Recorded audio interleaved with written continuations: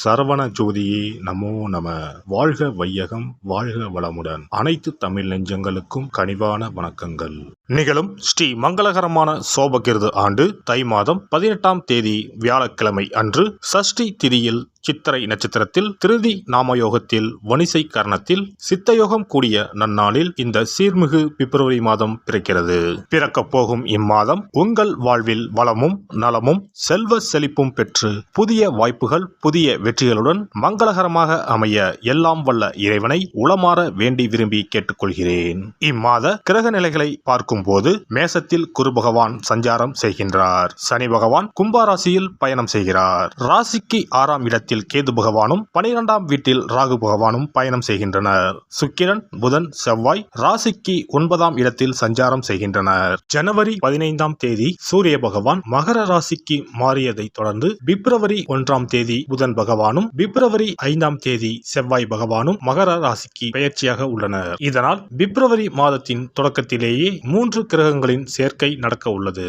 மகர ராசியில் சூரியனுடன் புதன் இணைவதால் புதாதித்ய யோகமும் சூரியனுடன் செவ்வாய் இணைவதால் ஆதித்ய மங்கள ராஜயோகமும் உருவாகிறது. இந்த கிரக அமைப்பினால் உங்கள் வாழ்வில் ஏற்படக்கூடிய சுபம் மற்றும் அசுப பலன்கள் என்ன என்பதனை விரிவாக காண்போம். இதுவரை ஆபத்தில் சிக்கி சீரழிந்த உங்கள் வாழ்க்கை பயணம் மாறப்போகிறது. இப்படியும் ஒரு வாழ்க்கையா என மனக்கசப்பில் வாழ்ந்து வந்த உங்களுக்கு இனி வசந்தம் வீசப்போகிறது. இனி யமனே உங்கள் எதிரில் வந்தாலும் சிவனின் அருளால் எதிர்த்து நின்று போராடும் பலம் உங்களை வந்து சேரும். உங்கள் பிறப்பு ஒரு சாபக்கேடு அல்ல, அது சரித்திரம் படைக்கும். விருச்சிக ராசி அன்பர்களே, இம்மாதம் புதன் மற்றும் செவ்வாய் பகவானால் நன்மைகள் அதிகம் நடைபெறும். வெளி வட்டாரத்தில் செல்வாக்கு அதிகரிக்கும். புதிய முயற்சிகள் அனைத்தும் மிக எளிதாக வெற்றியடையும். எதிர்பார்த்த பணவரவு கிடைப்பதுடன் எதிர்பாராத அதிர்ஷ்ட வாய்ப்புகளும் ஏற்படக்கூடும். குடும்பத்திற்கு தேவையான பொருட்களை வாங்கி மகிழ்வீர்கள். கணவன் மனைவிக்கு இடையே அந்யோன்யம் அதிகரிக்கும். சிலருக்கு குழந்தை பாக்கியம் கிடைப்பதற்கான வாய்ப்பு உள்ளது.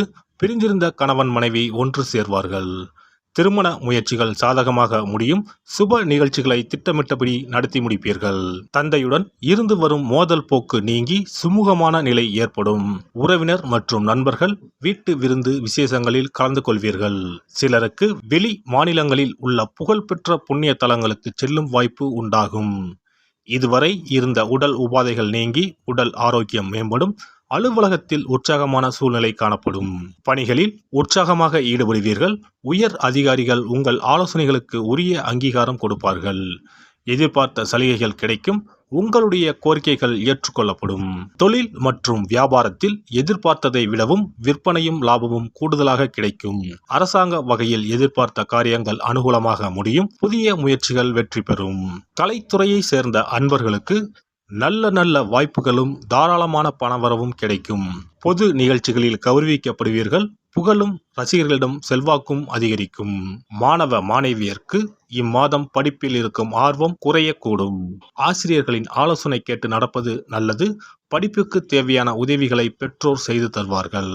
குடும்பத்தை நிர்வகிக்கும் பெண்மணிகளுக்கு மகிழ்ச்சி தரும் மாதமாக இம்மாதம் அமையும். புதிய ஆடை ஆபரணங்கள் வாங்கி மகிழ்வீர்கள். விருந்து விசேஷங்களில் கலந்து கொள்ளும் வாய்ப்பு உண்டாகும்.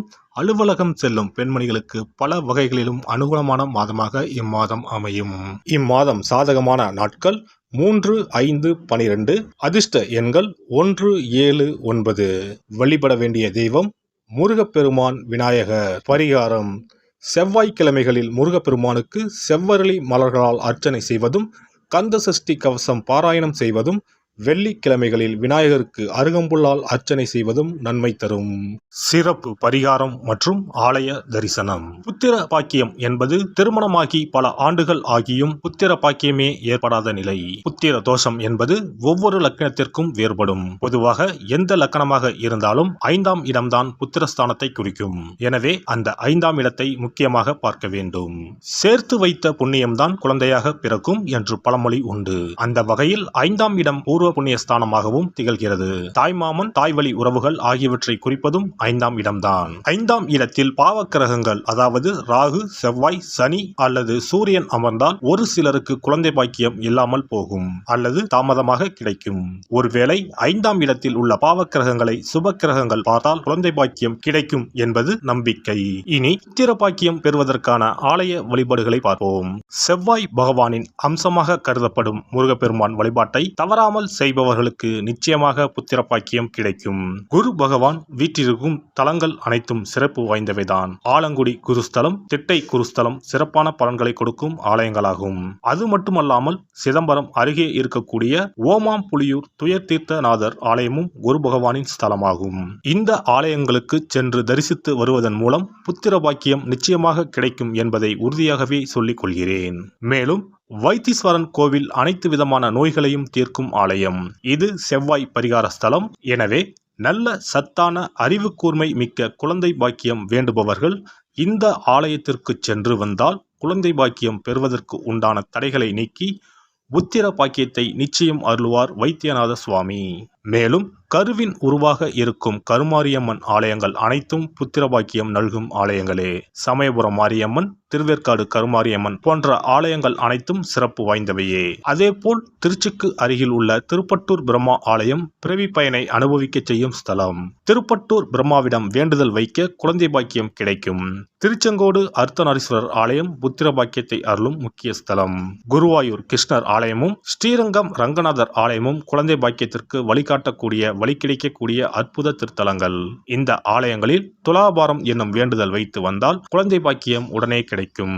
குழந்தை பேறு பெற்ற லட்சக்கணக்கான பேர் இங்கு வந்து நேர்த்தி கடன் செலுத்துவதை தினந்தோறும் காணலாம். அதேபோல் அத்தி மரத்தை நட்டு வளர்த்து வருவதும் அத்தி மரத்தை பேணி காப்பதும் குழந்தை பாக்கியத்தை தரும். தான தர்மங்களும் புத்திர பாக்கியத்தை தரும்.